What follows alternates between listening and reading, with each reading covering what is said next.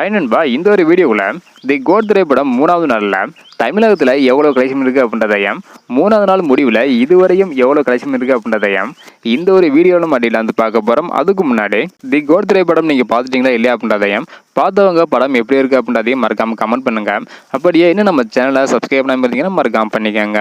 Okay நண்பா, வாங்க நினைக்கிற வீடியோக்குள்ளே போகலாம். ஓகே நண்பா, இதுக்கு முன்னாடி தி கோட் திரைப்படம் 2வது நாள் முடிவில் எவ்வளோ கலெக்ஷன் இருக்குது அப்படின்றக்கான வீடியோ நம்ம சேனலில் போட்டிருக்கிறோம். பார்க்கல அப்படின்னா மறக்காமல் செக் பண்ணி பாருங்க. ஸோ இப்போ வந்து பார்த்தீங்கன்னா 3வது நாளில் எவ்வளோ கலெக்ஷன் இருக்குது அப்படின்றத டீட்டா வந்து பார்த்துடலாம். அதாவது தி கோட் திரைப்படம் 2வது நாள் முடிவில் 53 கோடி வரை கலெக்ஷன் இருந்தது.